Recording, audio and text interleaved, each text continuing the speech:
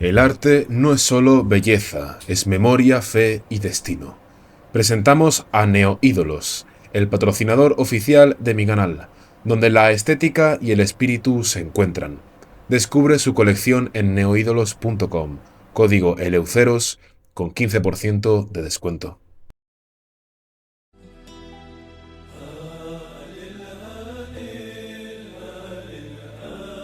Esto es Eleutherios.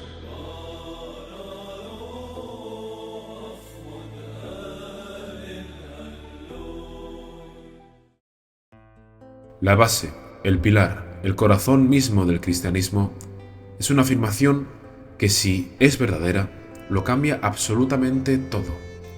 Que Jesucristo resucitó de entre los muertos por su propio poder. Si esto ocurrió, entonces su palabra es divina, su autoridad es absoluta y su sacrificio no fue un símbolo, sino un hecho histórico con consecuencias eternas. Y si no ocurrió, entonces, como dijo San Pablo, nuestra fe es vana. Por eso hay dudas, por eso hay preguntas, y por eso necesitas pruebas. Si estás viendo este vídeo y no eres cristiano, quédate, siéntete como en casa. Hoy no voy a pedirte fe, sino razón. Y si ya eres cristiano, hoy recibirás argumentos sólidos, verificables, provenientes fuera de la Biblia, para comprender por qué este hombre, Jesús de Nazaret, no quedó en una tumba, sino que decidió volver del Hades y caminar de nuevo entre los vivos. La resurrección de Cristo puede defenderse históricamente sin usar la Biblia como autoridad, y para eso los historiadores utilizan un método llamado método de los hechos mínimos. No es un método cristiano, es un método aceptado por especialistas agnósticos, ateos y judíos como Gerd Ludemann, Barth Hermann o Paula Fredriksen. Y este método dice que si queremos hablar históricamente de Jesús, tenemos que partir de los hechos que el 99% de los expertos acepta, independientemente de su fe. ¿Y cuáles son esos hechos? Jesús murió por crucifixión bajo Poncio Pilato. Y esto no solo viene de los evangelios. Tenemos fuentes externas independientes y en muchos casos hostiles al propio cristianismo y su mensaje. Tácito, senador romanos, en Anales 1544, escrito hacia el año 116 después de Cristo. Cristo fue ejecutado por el procurador Poncio Pilato. Este hombre, Tácito, despreciaba a los cristianos. Precisamente por eso su testimonio vale oro.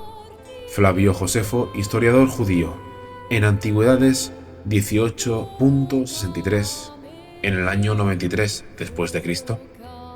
Aunque su texto tenga alguna frase interpolada, los especialistas coinciden en que el núcleo es auténtico. Pilato lo condenó a la cruz. Mara bar Serapión, filósofo sirio del siglo I y II, habla de un rey sabio, ejecutado injustamente por los judíos, claramente en referencia a Jesús. Plinio el Joven, en el año 112, en su carta a Trajano, 1096, describe a los primeros cristianos cantando a Cristo como a un dios. Esto implica de manera indirecta que su líder fue ejecutado y luego considerado divino. Luciano de Samostasa, un satírico anticristiano del siglo II, se burla de los cristianos por adorar a un sofista crucificado. Estas son 4 líneas independientes, romanas, judías, sirias y satíricas. Ninguna es cristiana, y todas dicen lo mismo. Jesús fue ejecutado por crucifixión bajo Poncio Pilato. Es el punto de partida histórico más sólido que tenemos. ¿Pudo haber sobrevivido? No. Y aquí entra la medicina forense. La famosa teoría del desmayo no aguanta ni 10 segundos ante los forenses modernos, ante la propia ciencia. En 1986, la revista médica JAMA publicó un estudio clásico Edwards, Gabel y Osmer, explicando exactamente cómo muere una persona a la cual se le somete a la crucifixión. Y consta de estas 3 fases: asfixia posicional, shock hipovolémico y fallo cardíaco, una mezcla letal. El forense Frederick Zugibe, tras estudios con suspensión y simulación de postura, concluye que es médicamente imposible que un hombre sobreviva a una flagelación romana y una crucifixión. Alexander Meserel, ingeniero biomédico, coincide: el cuadro fisiológico es incompatible con la supervivencia. A la cual mi conclusión, tras esto, es que un crucificado no puede salir vivo. Un desmayo es descartado totalmente, científicamente y logísticamente. La tumba quedó vacía. Aquí viene algo muy curioso. Incluso especialistas no cristianos como Jacob Kremer dicen literalmente: la mayoría de los críticos sostiene firmemente que la tumba fue hallada vacía. Pero vayamos poco a poco. El relato menciona que Jesús fue enterrado por José de Arimatea, miembro del Sanedrín. Históricamente es muy poco probable que los cristianos inventaran que un enemigo les dio una tumba.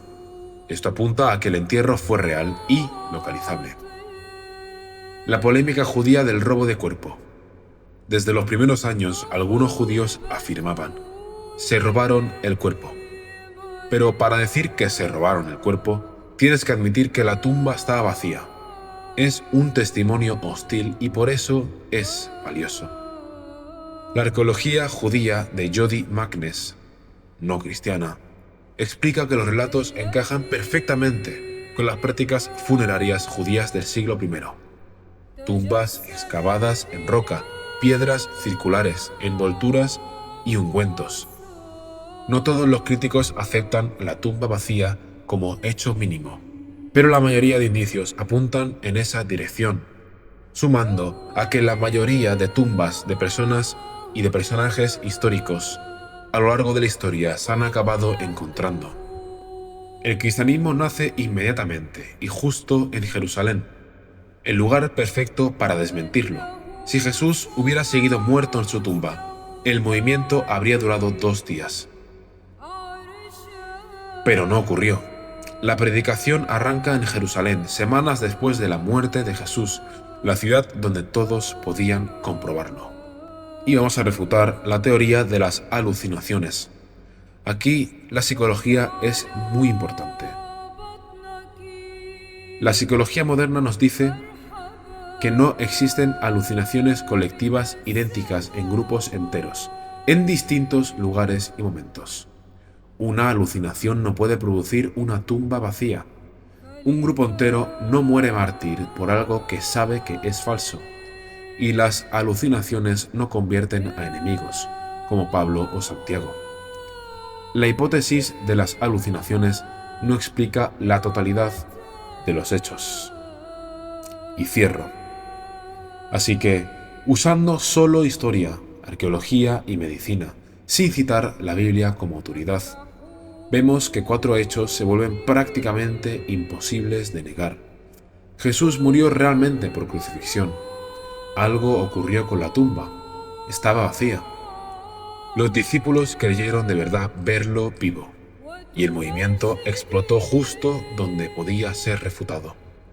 A partir de aquí, cada uno debe decidir cuál es la mejor explicación histórica. Y al final, cuando uno coloca todos estos hechos sobre la mesa, la muerte real, la tumba vacía, los testimonios tempranos, las conversiones imposibles y el nacimiento explosivo del cristiano, descubre que la historia apunta a una dirección inesperada.